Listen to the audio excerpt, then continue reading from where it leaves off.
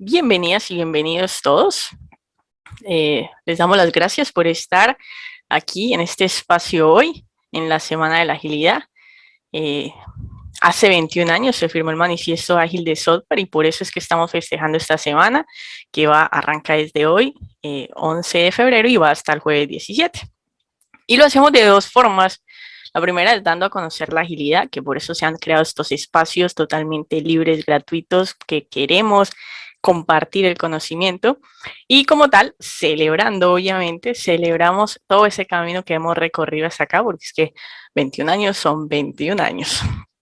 Y bueno, bienvenidos a todos. Para esta sesión vamos a hablar, la idea es hablar un poquito de qué es el Visual Thinking. Y para empezar, me gustaría saber para ustedes qué entienden por Visual Thinking. Cuando dicen, bueno, ¿qué es el Visual Thinking? Pueden escribir en el chat qué entienden por Visual Thinking. Como, ¿qué se les viene a la cabeza? ¿Qué es esa vaina? Maricruz nos dice, en dibujos, plasmar ideas fuertes. Víctor nos dice, plasmar nuestros pensamientos de manera visual. Muy bien, muchas gracias. ¿Alguien más? A veces uno dice visual thinking, no, yo no entiendo nada de inglés y eso como que suena bonito y por eso estoy aquí. Bueno, literalmente visual thinking en español es ¿qué es pensamiento visual? No sé si de pronto en pensamiento visual les suene un poquito más cosas. No sé, nadie nos dice representar de forma resumida ideas con dibujos. Juana Camila nos dice transmitir una idea de manera sencilla y gráfica. Eso está muy bien, suena por ahí. Resulta que yo llamo que el visual thinking, como alguna de sus respuestas, es la forma en que pensamos o pensar con imágenes, poder graficar esas ideas con imágenes y tal vez darle un poquito de razonamiento a lo que estamos pensando, viendo o queremos plasmar, ¿cierto? Y el día de hoy quiero hablar precisamente de eso, de qué es el visual thinking. Si bien mucha gente dice, el visual thinking puedes utilizar herramientas gráficas, combinarlas con texto y demás, quiero irme un poquito hacia atrás. ¿Y cómo hacia atrás? Hace como una semana se me pegó el toque de buscar la historia de las cosas. Entonces, por ahí dice un refrán de que el que no conoce la historia está condenado a repetirla y es bueno conocer de dónde viene, a quién se le ocurrió esa palabra, porque no se llama de otra forma, sino que se llama visual thinking. Y voy a contarles un poquitico acerca de ello. Resulta, pasa y acontece que un señor llamado Rudolf Arnheim, o no sé cómo se pronuncia, es un señor que nació en Berlín, Alemania, por allá en 1904, o sea, hace más de 100 años. Y este señor era un psicólogo y un filósofo. Y él fue de los primeros que trajo a relucir la palabra de pensamiento visual y él decía que eso es un proceso cognoscitivo. Cognoscitivo. Yo la primera vez que lo escribí pensé que lo había escrito mal y dije, debe ser cognitivo. Y no, resulta que la palabra existe, es cognoscitivo. ¿Y qué es esa vaina? Porque es una vaina totalmente enredada. Es más o menos, él decía que la lógica del pensamiento es que si bien recibe cierto tipo de información, cuando está acá dentro de nuestro cerebro, la procesa de una forma diferente. Y aunque nosotros pensamos diferente, todo el resultado es diferente. Y yo, que pensamos, procesa diferente, ¿cómo es eso? Y él lo asimilaba o lo mencionaba como con la metáfora que si fuéramos que el proceso, el funcionamiento cognitivo siguiera la lógica del procesamiento de información. Yo me estuve leyendo un montón de cosas porque, así como se los digo, igual yo no entendía. La forma más fácil de entender qué era el procesamiento cognitivo que señala el señor Rudolf, lo encontré con la peli de El Código Enigma. No sé si alguno se la vio, a mí me gustó mucho la peli. La peli es del 2014, es un drama bélico que es basado en la vida real del señor Alan Turing. El señor Alan Turing fue muy famoso, es un matemático británico y fue famoso por haber descubierto, no, descifrado los códigos secretos de los nazis que venían contenidos en la máquina. Eso se llama el código Enigma porque la máquina se llamaba Enigma, porque era capaz de leer todos esos códigos. Obviamente los nazis, aunque hablaban alemán, no iban a decir vamos a atacar este pueblo mañana en su idioma, pues porque conseguían un intérprete y breve, ¿cierto? Fácil la cosa. Entonces ellos generaban unos códigos para poder transmitir sus mensajes. Y este señor Alan creó una máquina que leía esos códigos y de alguna forma hacía todo su procesamiento interno para generar en español, no, en inglés porque eran de Estados Unidos, la información de lo que decían esos códigos. ¿Cómo lo hizo? No tengo ni idea, pero este señor fue un genio. Tanto así que su invento determinó el devenir de la Segunda Guerra Mundial en favor de los aliados. Y así ganó Estados Unidos, gracias a este señor. Entonces, ¿qué quiere decir? Que el Rudolf, que hablamos de 1904, que dijo que teníamos un pensamiento cognitivo, más o menos explicó que nosotros recibimos la información de cierta forma, el cerebro se la procesa de alguna forma y nosotros la generamos de otra. Eso es diferente, diferente, diferente. Si bien este señor Rudolf de 1904 fue el primero de las personas que ideó el pensamiento visual, hay otra persona que es David Siebert, creo que se dice así, que él diseñó un proceso de pensamiento visual que dijera, bueno, esto debe ser un proceso, esto debe ser alguna cosa sistemática, deberíamos poder imaginar, deberíamos poder implicar, deberíamos poder pensar y luego actuar. Este señor fue el primero en crear o en traer toda esa parte del pensamiento visual y traerlo de, bueno, si esto ya existe, si esto yo lo hago en el yo con yo, ¿cómo lo puedo hacer de yo con el equipo o en las empresas para que esto realmente funcione? Entonces, él creó, eso es un libro que se llama Cómo potenciar la innovación en equipos mediante los gráficos, mediante los post-its, los mapas mentales, mapas de ideas y demás. Él sacó, el señor es más vale actual, porque ahora como en el 2001 ha sacado varios libros, si ustedes buscan estos libros, los pueden conseguir en Amazon, y él fue el primero en idear como ciertas serie de pasos o procesos para poder generar el visual thinking. Y él habló de reuniones visuales. ¿Por qué? Porque las personas logran entender mucho mejor la información que se está dando.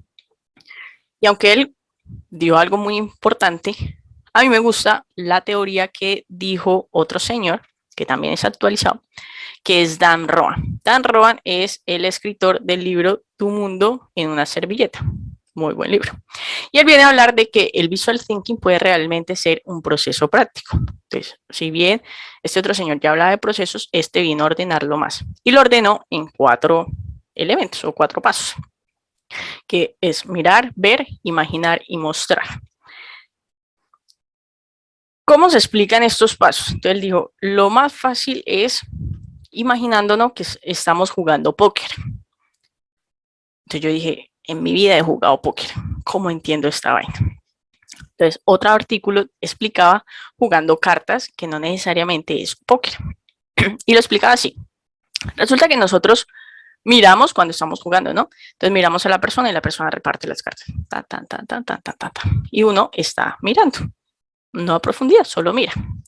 Luego uno ve las cartas. ¿Cómo las ve? Ah, bueno, cuando ya te tocan las cartas, entonces tú las coges, coges el mazo de cartas y uno, listo, estoy viendo. Me tocó el 5 de corazones, el 4 de trébol y ya. Pero luego uno empieza a imaginar. ¿Qué es eso? Imaginar. Entonces, no sé si les ha pasado que uno dice, tengo el 3 de corazones, y entonces uno a veces mueve las cartas en su propia baraja para ordenarlas, porque uno se está imaginando que así las vaya a entender más y que si de pronto ya me tiran un comodín, entonces yo puedo sacar eso. Ya el cerebro empieza a imaginarse un proceso que no es real, porque tú no lo estás viendo, no lo puedes ver, pero sí hay una serie de cosas que pasan acá en el cerebro cuando uno empieza a imaginar. Y luego viene el último proceso, que es mostrar, que es después de hacer todo ese procesamiento poder mostrar. Este señor hablaba de unas preguntas súper interesantes que uno se puede llegar a hacer cuando está ejecutando cada uno de estos pasos. Que por ejemplo, cuando nosotros estamos en el primer paso de mirar, ¿cierto? Nosotros, sin querer queriendo, decimos como, bueno, ¿qué hay allí? Hay mucho, le falta algo, ¿será que identifico de inmediato lo que estoy viendo? ¿O será que de pronto me resulta confuso? Son preguntas que uno se pueden hacer y que están relacionadas con el mirar. Las preguntas que están relacionadas con el ver es, bueno, conozco esto, ¿será que lo vi antes? ¿Reconozco alguna pauta? ¿Qué puedo aprovechar de lo que estoy viendo? Y a veces uno, uno mira esas cosas y nuestros ojos, aunque las estamos viendo a veces, ni siquiera somos conscientes de lo que estamos viendo. Es decir, por ejemplo, cuando uno va en la calle, uno va caminando, uno va con la mente puesta al frente y vos vas con el objetivo puesto. Hay veces pasa alguien conocido y te saluda y uno ni siquiera lo ha visto porque es que uno está mirando otras cosas y a veces pasa el autobús, pasan los perritos, pasan pájaros por encima y uno, si bien las está viendo, a veces ni siquiera somos conscientes de lo que estamos viendo. Bueno, y en el paso número 3, cuando ya empezamos a imaginar, porque nuestro cerebro tiene un montón de información que la tenemos ahí almacenada, tanto consciente como inconscientemente, si hacemos preguntas como, ¿será que hay formas mejores de reorganizar todas estas pautas que estoy viendo? Y ahí es donde el cerebro empieza a jugar con esa organización. ¿Será que de alguna forma puedo manipular la pauta para que se haga visible eso invisible que está en mi cerebro, que ya lo he visto, pero que no soy consciente? Y finalmente, en el paso número 4, que es la importancia de mostrar, que ya es cuando se dibuja, donde se utilizan marcos visuales y, bueno, se da claridad sobre todo. Las preguntas que se puede hacer uno ahí es, bueno, ¿cuál es la forma más adecuada de poder dibujar mi idea? ¿O cuál marco visual es el más apropiado? Porque si yo lo dibujo de una forma, puede que se entiende de esta forma, pero tal vez si yo lo dibujo de esta forma, puede que dé otro entendimiento. Entonces es todo un proceso. Si bien tú puedes mirar, tú puedes ver, tú puedes imaginar, cuando lo muestras, si da a entender lo que realmente da a entender, es donde se convierte en que ese proceso fue práctico y fue exitoso. Porque el visual thinking no es solo dibujar lo que yo pienso, sino otras cosas que más adelante vamos a ver. Resulta que este señor, Dan Roam, habla de, muestra esta ilustración que me encanta, de que mucha gente dice, ah, sí, visual thinking, me encanta, yo quiero dibujar, pasa a hacer los muñequitos, como siempre lo hemos visto, que esos muñequitos llaman la atención un montón y eso gusta mucho.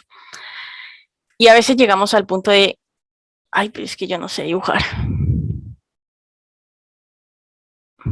Ven, y cuando desaprendiste a dibujar, porque si no, se vuelve como al recuerdo de cuando éramos pequeñitos, en el jardín o en el colegio, cuando nos tocaba dibujar, uno dibujaba perfecto, ¿no? Dibuje un caballo y uno hacía un caballo hermoso, precioso, hacía las casas, las flores, los árboles, de todo.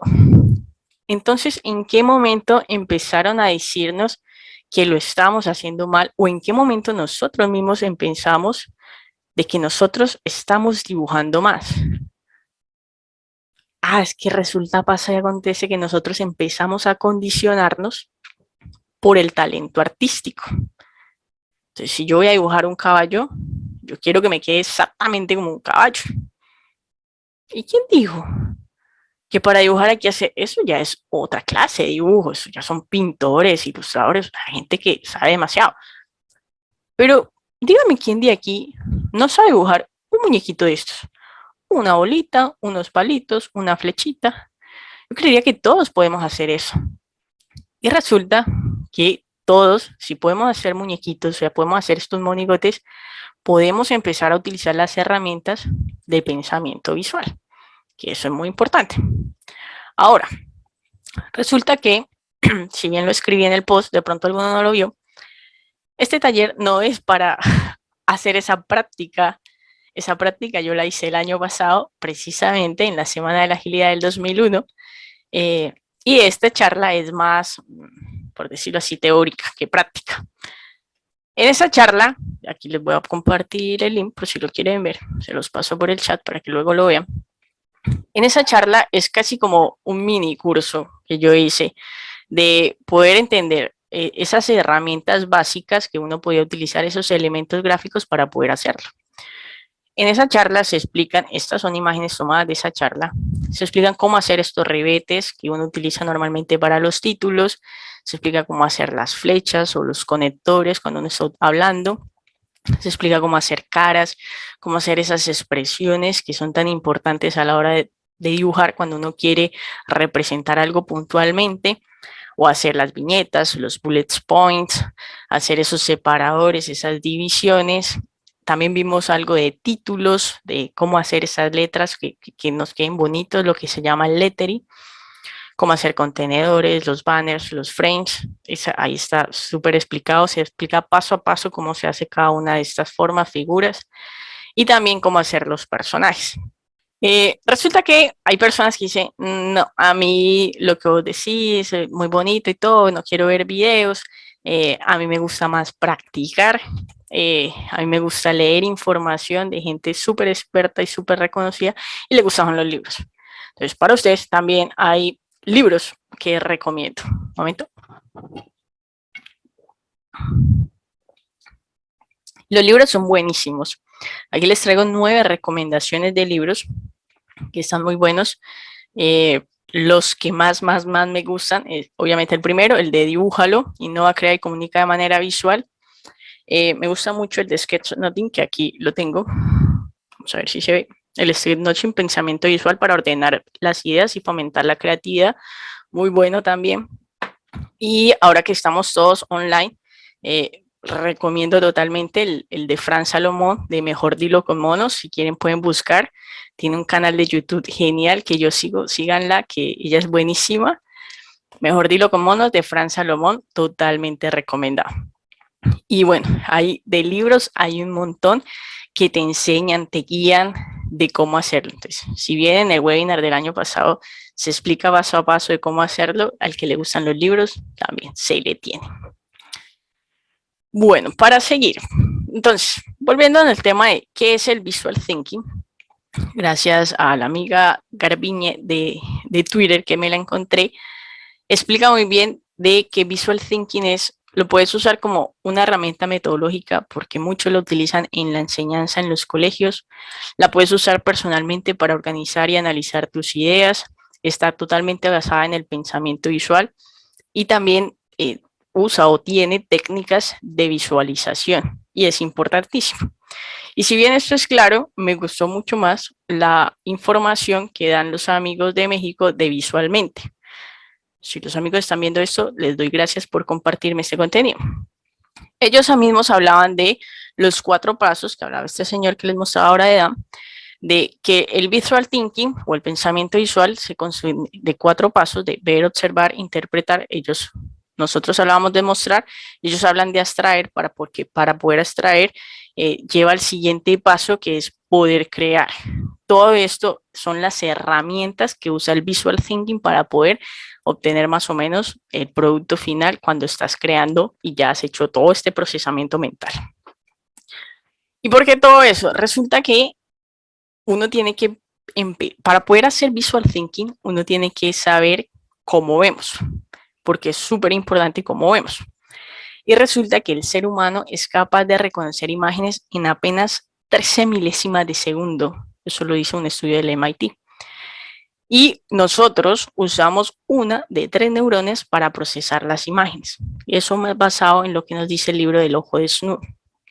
¿Y qué quiere decir esto de cómo vemos? Resulta que nosotros, aunque vemos con los ojos, tenemos la capacidad de percibir mucho más allá. ¿What? Vale, ¿qué estás diciendo? Entonces, si yo les dijera que con la vista podemos sentir, dirían que estoy loca. O sea, con la vista uno siente, o me dicen, no, vale, uno siente con las manos, o sea, tienes que tocar para poder sentir. Si yo les digo, ¿cómo se siente esta imagen? ¿Qué diría usted? Cuando les duele el ojo también, sí. Si, digo, si ustedes ven esta imagen, ¿cómo se siente? Se siente áspero. Rafa nos dice áspero, hermano, áspera, ¿cierto? Como rígida, dura. Esa Yamila nos dice dura. Pero ustedes no la están tocando realmente, pero la están viendo. Pero ¿saben cómo se siente? Marilyn nos dice tosco. exacto. Árido, exacto. Y si yo les digo, ¿cómo se siente esta otra imagen? ¿Qué dirían ustedes? Rafa nos dice suave. Se siente suave, ¿vale? Suavecita, ¿cierto? Delicada. Pero ustedes no la están tocando, ustedes solo la están viendo. O sea que con nuestros ojos podemos sentir. Se siente fino, se siente fluida. Ahora, si yo les dijera que con nuestros ojos también podemos escuchar. ¿Cómo se escucha? ¿Cómo se escucha esta imagen?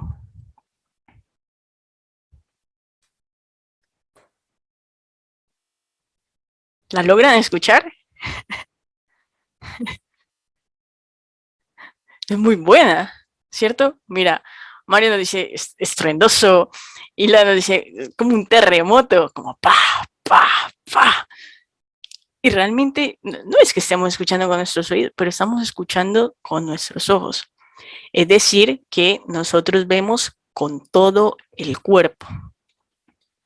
Y gracias a que vemos con todo el cuerpo, a veces no debemos limitarnos simplemente a una hoja de papel que de por sí es bastante pequeña, es bien pequeñita para poder procesar toda la información que queremos procesar.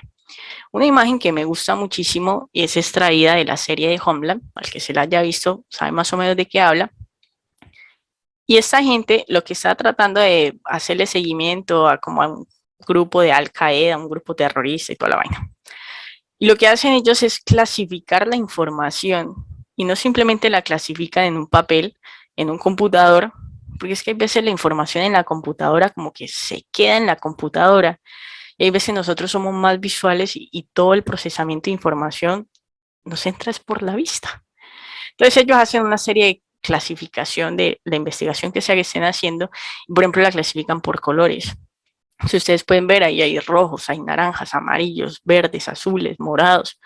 Uno también tiene eso para clasificar. El color es muy bueno para ayudarnos a clasificar, que por ejemplo cuando decimos advertencia, es amarilla, peligro es rojo, y los colores tienen un significado súper valioso que uno tiene que aprenderlos a la hora de querer transmitir y comunicar algo.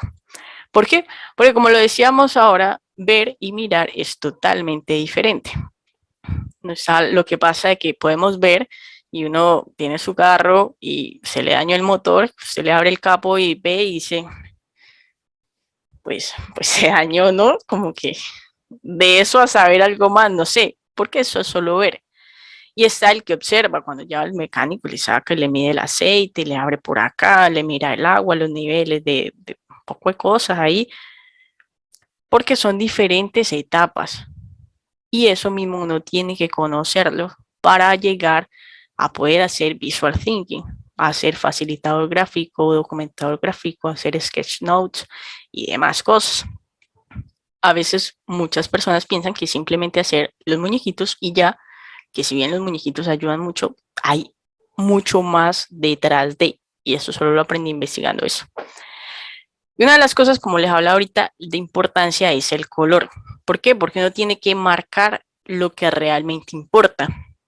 Porque si la charla dura 60 minutos, pues yo no voy a hacer un resumen de 60 minutos. Uno solo marca lo importante. Para marcar lo importante lo puedes hacer con gráficas, con títulos, con colores. La teoría del color es súper amplia, cada color significa una cosa, cada color transmite cosas diferentes y el cerebro procesa los colores de forma diferentes y eso es una charla totalmente aparte. Pero entonces uno, ¿cómo llega a descubrir lo que es realmente relevante en la conversación o en la charla que se está haciendo? A veces lo más fácil para poder descubrir eso es preguntar. Pero ¿cómo que preguntar? Y hay un ejemplo súper valioso que es este. Si bien la primera pregunta es como súper fuerte, no la tomen de ejemplo. La última pregunta es mucho más sencilla. Es como, ¿qué preferís? ¿Preferís una cerveza póker o preferís una cerveza águila? ¿Preferís el whisky o preferís el ron? ¿Qué preferís? ¿No poder comunicarte con nadie o que todos escuchen tus pensamientos? A veces uno no sabe cuál es la prioridad o cuál es la relevancia. A veces esas cosas simplemente hay que preguntarlas. A veces se preguntan por encuestas, a veces se preguntan uno a uno, a veces simplemente ponen una cartelera con punticos y que cada persona coloque. Pero ¿por qué es importante saber cómo ven las cosas los demás o cuál es el significado que es relevante para los demás? Porque no todos vemos lo mismo o a veces lo que queremos transmitir no se transmite de la mejor forma. ¿Y cómo es eso? Si yo les dijera qué ven en esta imagen, ¿qué dirían? ¿Qué ven en esta imagen? Mira, Hilda nos dice que ve caras, Rafa nos dice que ve caras, Maricruz nos dice que ve rostros. Y yo puedo ser el orador y yo le digo, no, ¿cómo se les ocurre que van a ver caras? El primero, obviamente, es un jarrón abullado.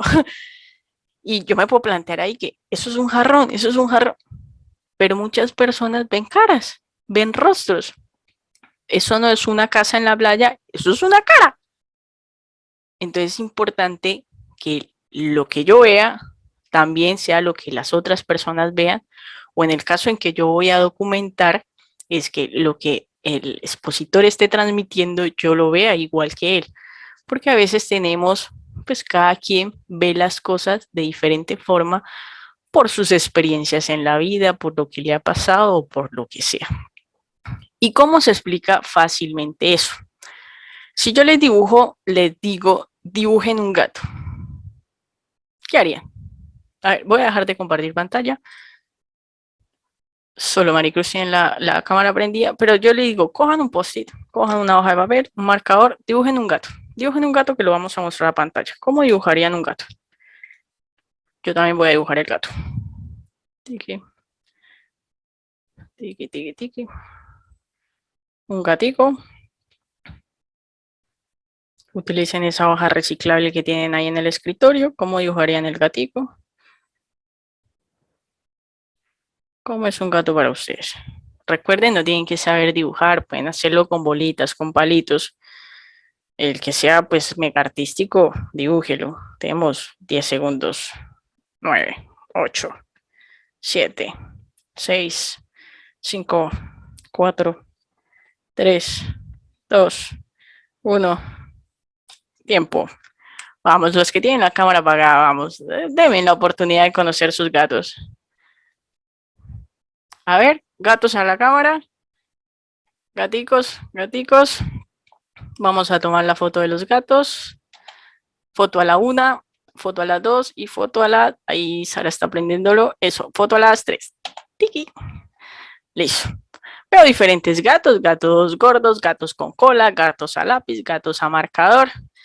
Gatos, gatos, gatos. Vale, ¿y para qué nos pones a dibujar un gato? Resulta que podríamos decir que todos vemos los gatos de forma diferente. Y otra vez traigo a colación la imagen de visualmente. Pero si bien todos dibujamos gaticos, ¿cómo cada uno puede llegar a interpretar un gato? Porque es que podemos tener experiencias diferentes con los gatos.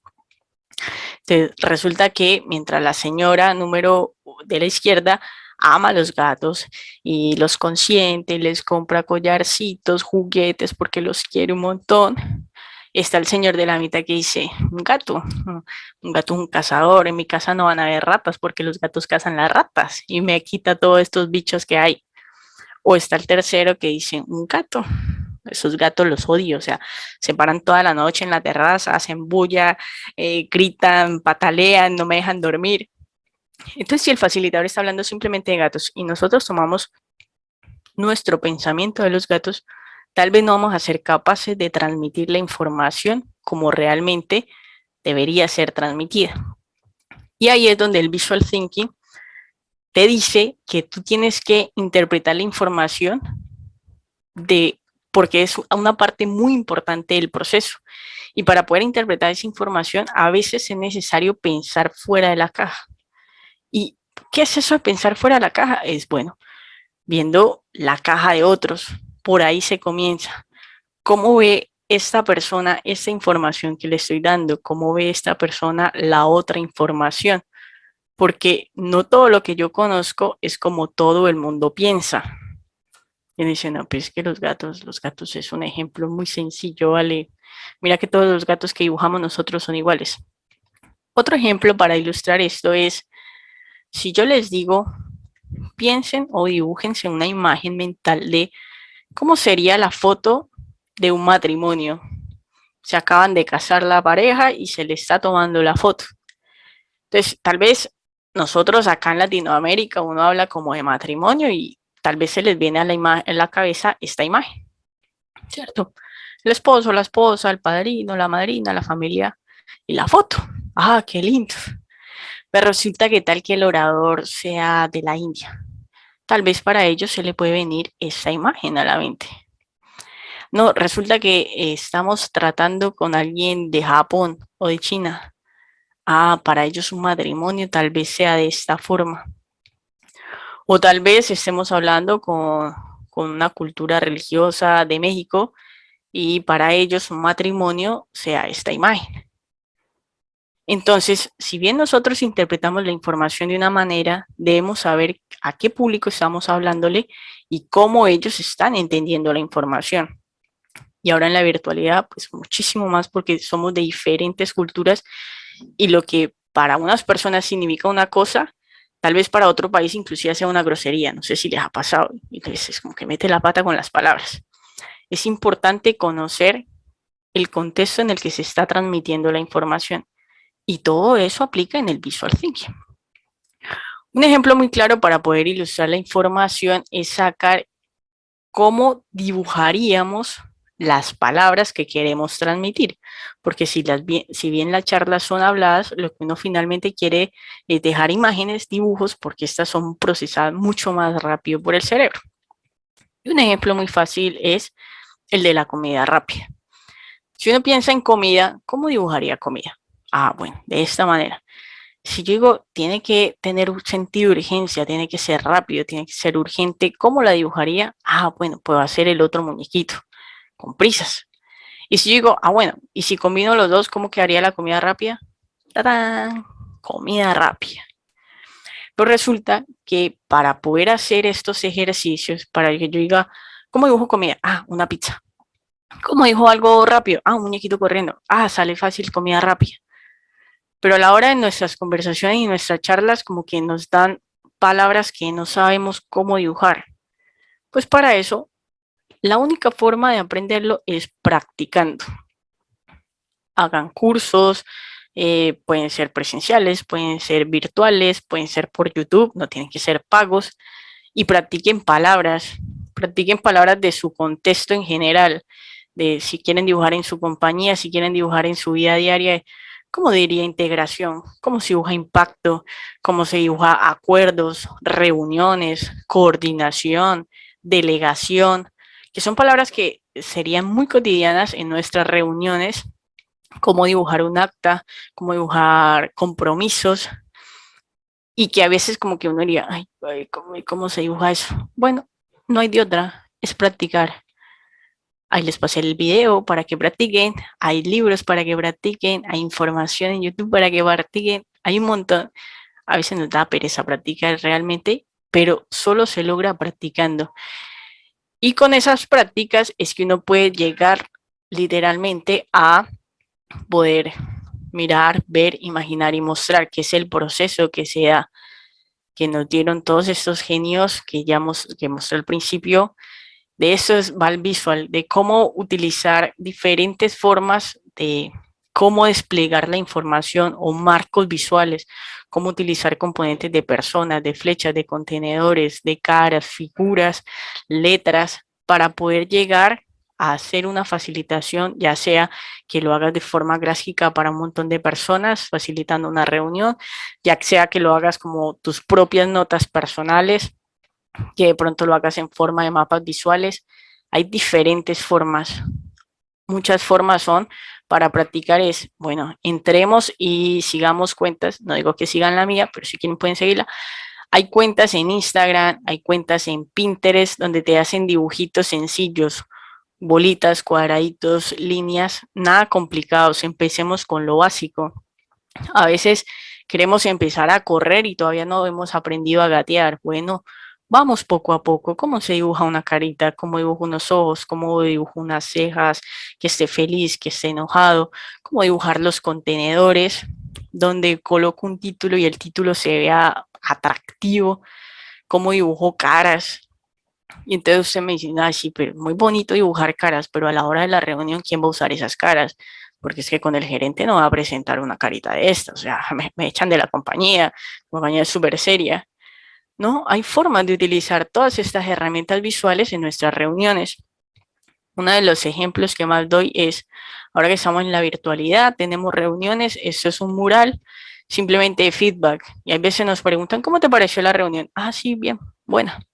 ¿Te parece que le faltó algo a la reunión? ¿Te queda una pregunta? No, no, no, no. A veces hacer tableros es muy oral, simplemente aquí estoy colocando un margen, coloco un título, un divisorio, las imágenes no las hice yo, simplemente se buscan en Google y las copias, las pegas, y la gente con tableros así se siente muchísimo más atraída a dejar tus posts y a dejarte comentarios de cómo te parecieron las sesiones. Vale, es que resulta que a veces a mí como que eso de imaginarme cosas y poner los tableros súper bonitos como que no se me da. Bueno, busquen herramientas que se lo faciliten. Por ejemplo, la gente de Experience App, aquí les paso esto, está buenísimo. Para los que usan Mural, esa gente se creó un template con una librería de escenas básicas que uno puede utilizar. Tienen los muñequitos para utilizar los contenedores, escenas gráficas, frames, de todo, es copiar y pegar. No hay que inventarse la rueda. A veces como que queremos inventarnos una gran obra de arte y es como que a veces menos es más. Lo simple te lleva a generar contenido importante, eh, hacer que todas estas imágenes visuales ayudan a cautivar la atención de las personas. Ya vimos que vemos imágenes en milésimas de segundos y es súper importante. Y bueno, eso era. Hasta aquí voy. Les doy las gracias por venir. Ah, genial, mira, estuvo buenísimo. De verdad, muchas gracias a todos ustedes por tomarse su tiempo, por venir a este espacio. Me les pasé súper bien compartiendo estos tips. Y nada, invitarlos a la Semana de la Agilidad. Nos quedan excelentes 6 días asombrosos, fabulosos. Súmense a las otras charlas, tenemos variedad de contenido, hay gente muy tesa que está proponiendo espacios hermosos. Nada, súmense que siempre son bienvenidos y tal vez el próximo año quieran participar ya no escuchando, sino aportando. Todo es bienvenido. Gracias, muchas gracias a ustedes, me lo pasé súper genial y bueno, hasta la próxima. Vemos que estén bonitos, chau.